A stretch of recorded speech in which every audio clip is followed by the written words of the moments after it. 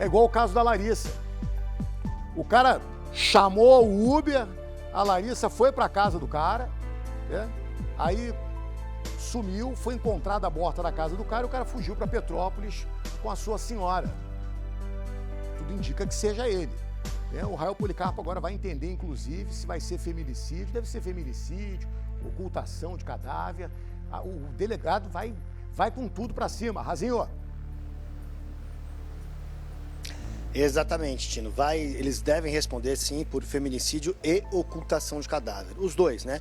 Tanto o Alan quanto a Leandra, que são marido e mulher e que estariam envolvidos na morte da Larissa. Como você disse, a Larissa, para quem não lembra do caso, a Larissa pegou um carro de aplicativo na terça-feira por volta das 11h38. E aí, esse carro foi pedido pelo Alan, ela foi para a casa dele, lá ela foi assassinada. Ele enterrou o corpo dela no quintal. Esses detalhes o delegado já vai explicar pra gente. E de noite ele pegou também um outro carro de aplicativo. E foi nesse carro de aplicativo que ele parou no meio do caminho, no terreno baldio, para jogar o telefone dela fora, dentro de um saco. Esses dois motoristas, Tino, tanto o que levou a Larissa para casa dele, quanto o que ele utilizou ali de noite, na própria terça-feira, já foram ouvidos pela polícia e que foram fundamentais para a polícia chegar até o Alan. Claro, o pedreiro que fez ali o canteiro, né, que foi chamado pelo Alan, também foi uma peça muito importante. Eles foram presos ontem, na sexta-feira foram para um motel em São João de Meriti, ficaram apenas 20 minutos nesse motel, depois partiram para Petrópolis, para casa de uma amiga da Leandra. Essa amiga informou a mãe do Alan e a mãe do Alan informou a polícia e eles foram presos. Eles não se entregaram, viu, Tino? Porque a gente ouviu falar também que eles teriam se entregado à polícia, na verdade não. Foi a mãe realmente do Alan que informou a polícia, perdão, onde eles estavam e a polícia foi e os prendeu. Agora eu vou conversar com o delegado titular aqui da DHBF, Delegacia de Homicídios da Baixada Fluminense, o doutor André Felipe Cavalcante, que muito obrigado primeiramente por nos atender, falar ao vivo com o Balanço Geral. Que história, hein, doutor? É uma situação que, no começo, ficaram faltando muitas respostas e, claro, essas respostas ainda não foram respondidas, mas a polícia já começa a entender o caso e tem ali como principal o Alan, que é difícil até dele escapar dessa situação. O que ele já falou para a polícia, doutor? Boa tarde. Boa tarde. Ele ainda não foi ouvido formalmente, mas já chegando aqui na delegacia, ele informalmente admitiu para os policiais civis que de fato ele foi o autor das facadas contra a Larissa. Porém, ele tenta alegar a situação em que ele busca, de alguma forma, caracterizar uma legítima defesa. Embora essa tese nos pareça bem fraca, bem sem qualquer tipo de fundamento. E o que ele falou para parecer uma legítima defesa, doutor? Ele falou que a Larissa foi até a casa dele pedindo dinheiro e que em determinado momento ela teria entrado no banheiro e de lá saído com uma faca na mão, indo em direção a ele. Ele teria tomado a faca da mão dela e aí desferido as facadas. E nesse momento, segundo ele, a Leandra estaria onde? Porque a Leandra não estava em casa. Segundo ele, a Leandra sequer sabia do que tinha acontecido. E aí decidiu, do nada, com ele sair de casa, não estranhou o fato dele abrir um canteiro novo e foi para Petrópolis. Como é que o senhor enxerga essa alegação dele? É absolutamente contraditória, né? Vários pontos ali que não se completam e deixam bastante evidente que isso, na verdade, não condiz com a realidade dos fatos. A polícia, a princípio, acredita que ela realmente sabia de tudo o que estava acontecendo. Sim, na verdade, inclusive o pedreiro, que foi nossa testemunha na sexta-feira, que ajudou bastante no início da investigação, falou que o Alan, ao procurá-lo, disse inclusive para ele que a Leandra estava na residência no momento do crime. É uma testemunha muito importante, né? Sem dúvida, foi fundamental, assim como outras que foram surgindo. Essa investigação é como se fosse um quebra-cabeça com várias peças ali que a gente vem conseguindo completar e cada vez está mais claro ali o quadro do que se passou. Agora, qual era a relação entre a Larissa e o Alan, doutor? Bem, a Larissa, segundo alguns amigos, teve um relacionamento amoroso com o Alan, eventual no caso, e o Alan também refere o mesmo sentido, que alguns meses atrás teve relacionamento com a Larissa, mas que não era algo, digamos, firme.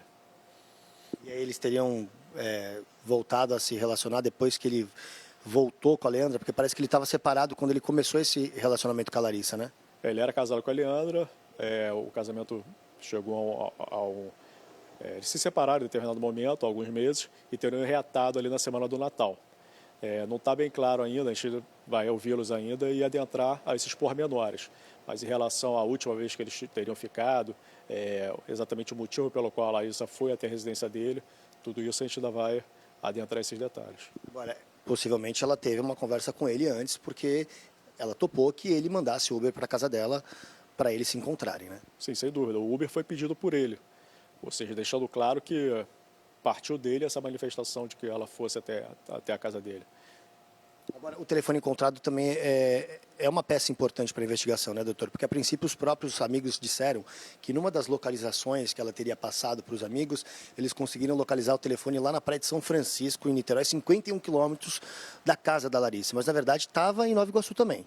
Sim, o aparelho telefônico foi encontrado em Nova Iguaçu, um terreno em Nova Iguaçu, onde o Alan teria jogado na noite do dia 21. Ou seja, ficando claro que ele matou a Larissa ainda no dia 21 e tentou ocultar essa prova ainda na noite daquele dia. Essa informação de que o telefone estaria em Niterói chegou até a gente, mas em momento algum a gente teve a confirmação, uma veracidade dessa informação, e isso se corroborou depois quando a gente encontrou o telefone celular dela. Agora, doutor, outras informações acabaram surgindo depois, principalmente nas redes sociais, né, de que ela estaria grávida. Tem essa confirmação? Já veio o laudo do ML em relação à Larissa? A gente já teve acesso ao laudo de necropsia e está descrito que não tem nenhuma confirmação de que ela estaria grávida, não. Quais serão os próximos passos agora? Porque eles vão responder por feminicídio e ocultação de cadáver. Mas essas respostas, doutor, que ainda não foram respondidas, como é que a polícia vai trabalhar agora para respondê-las?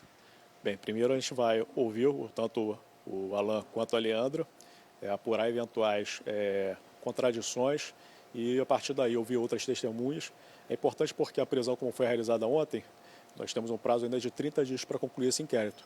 Então a gente vai trabalhar com bastante calma nesse período, ouvir todas as testemunhas quanto forem necessárias, eventualmente ir atrás de alguma outra prova material, também tentar extrair os dados do telefone da Larissa, que foi encontrado, tudo isso para formar o máximo de conjunto probatório e levar esse caso à justiça bem fundamentado.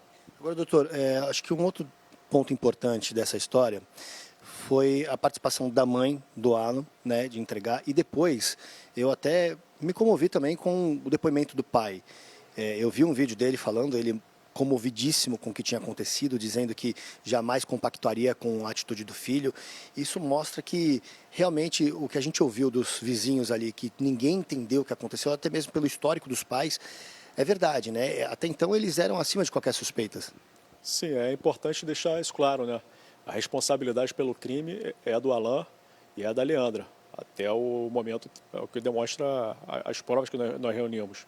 Então, os familiares, no sentido oposto, vêm, na verdade, contribuindo com a polícia, colaborando na medida do possível, inclusive, no caso, indicando a localização, o paradeiro do casal, permitindo assim que os dois fossem presos. Ou seja, deixar bem claro isso, que qualquer tipo de manifestação, qualquer tipo de ira, na verdade, não pode ser direcionado à família dessas pessoas que, de fato, nada tem a ver com o que aconteceu. Agora, última pergunta, doutor, para eu te liberar até mesmo para você ouvir tanto o Alan quanto a Leandra. A Leandra, a polícia já sabe se ela sabia desse relacionamento extraconjugal do Alan com a Larissa? Bem, a gente não sabe exatamente desde quando ela sabia, mas tudo indica que ela, em algum momento, soube do que acontecia. E a gente acredita, inclusive, que a partir daí foi que surgiu todo o desdobramento que levou à morte da Larissa. Doutor, muito obrigado pela entrevista.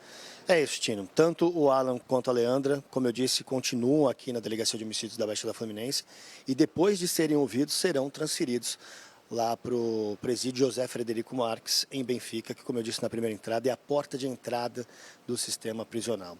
O crime de homicídio, Tino, teve uma alteração no ano passado, teve um aumento de pena, a pena é de 20 a 30 anos. E aí também tem 40 anos, perdão. E tem também ali a questão da ocultação de cadáver. Então, a gente sabe que não ficam presos, né, todo esse tempo, mas é uma pena que teve um aumento aí que já prevê 40 anos, talvez a maior pena do Código Penal, Tino.